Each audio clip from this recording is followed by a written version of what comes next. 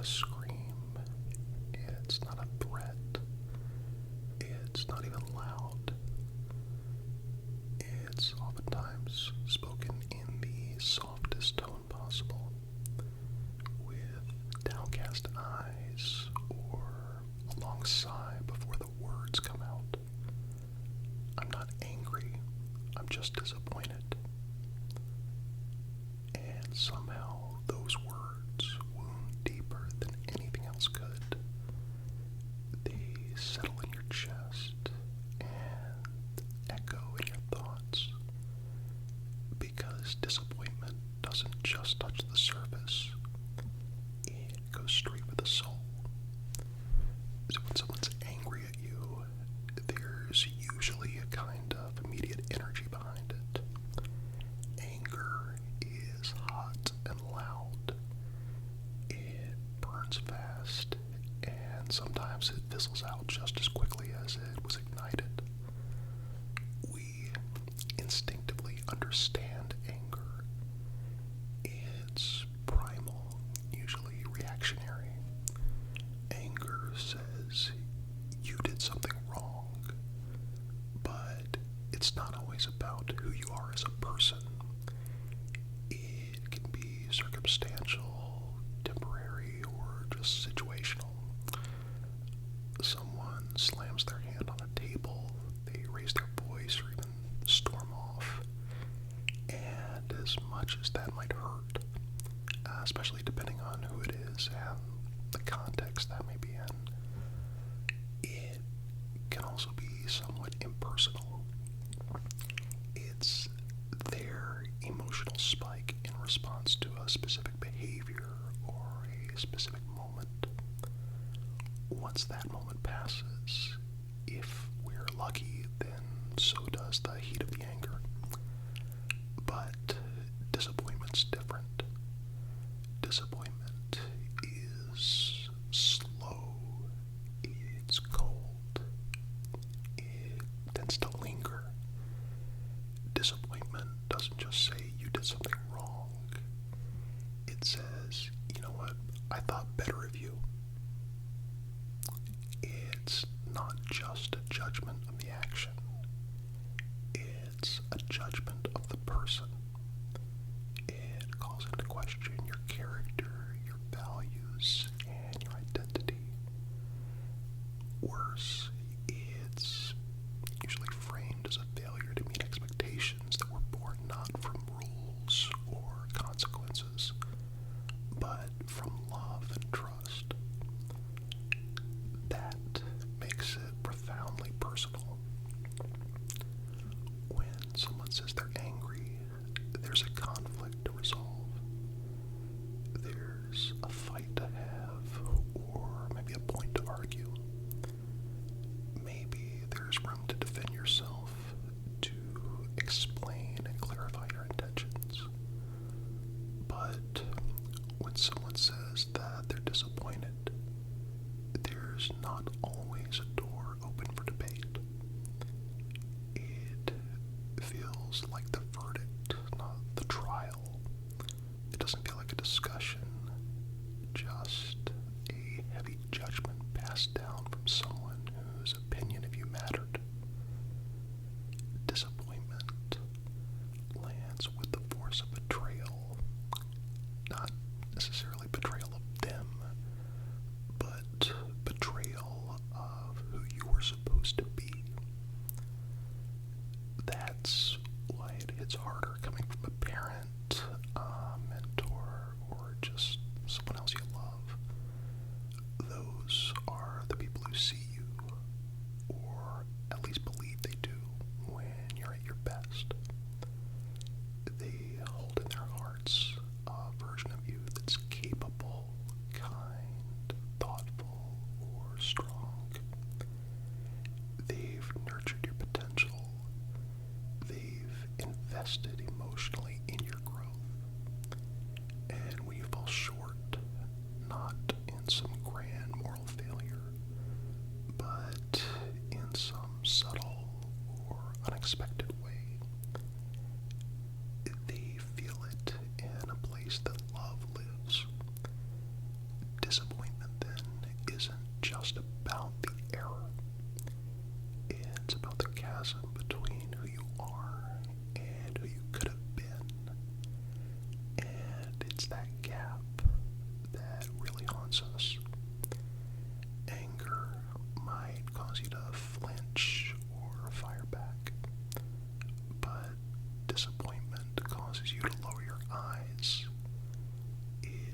claws at you in the quiet hours. It doesn't just make you feel bad, it makes you feel small. Because suddenly you're not just responsible for a choice or a moment. You're responsible for reshaping someone's entire view of you. And even if they forgive you, that feeling often stays with you longer than anger ever could. We grow up learning to handle anger. We're taught from a young age about temper tantrums and emotional control, about how to apologize and make amends when things happen to boil over. But no one quite prepares us for the way disappointment works. It's not a storm that you weather.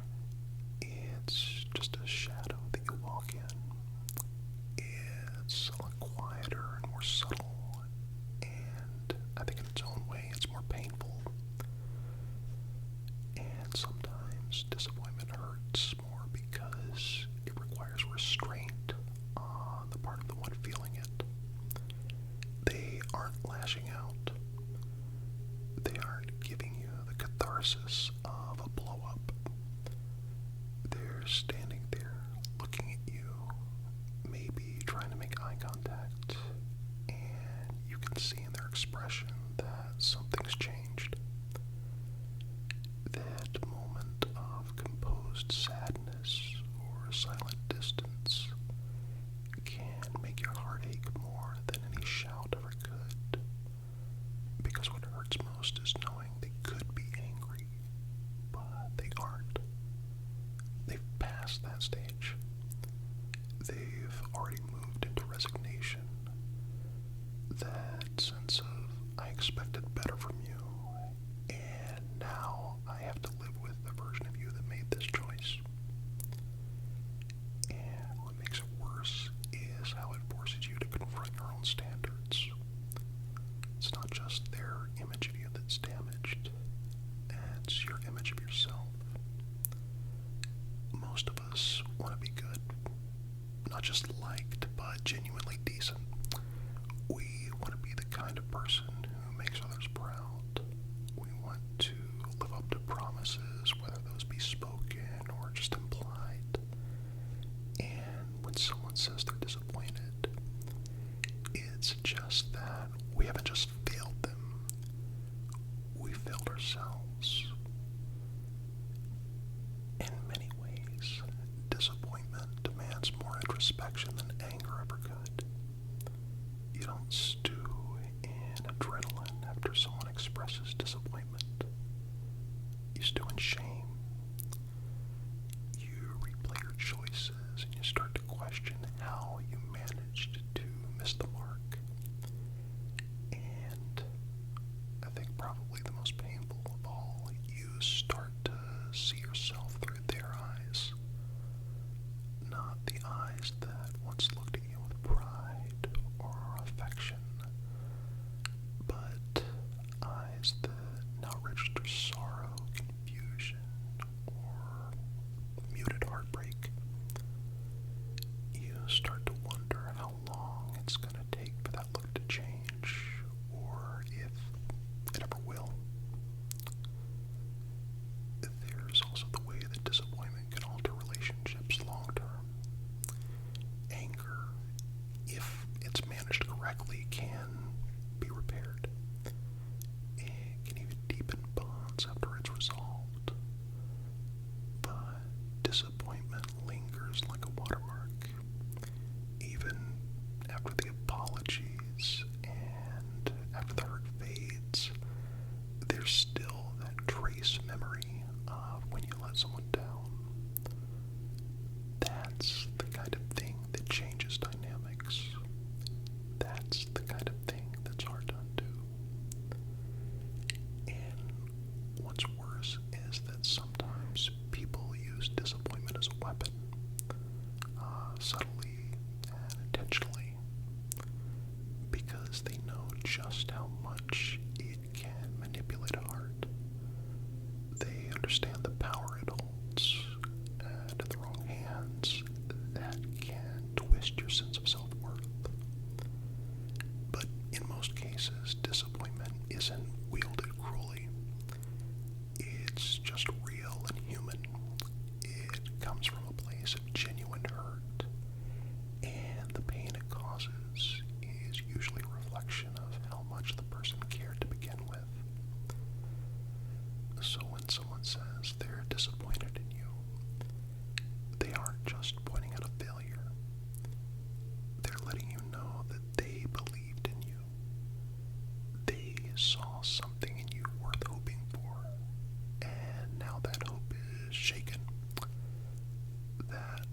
trust has been bruised, and if you're anything like most people, that knowledge, that weight is almost unbearable.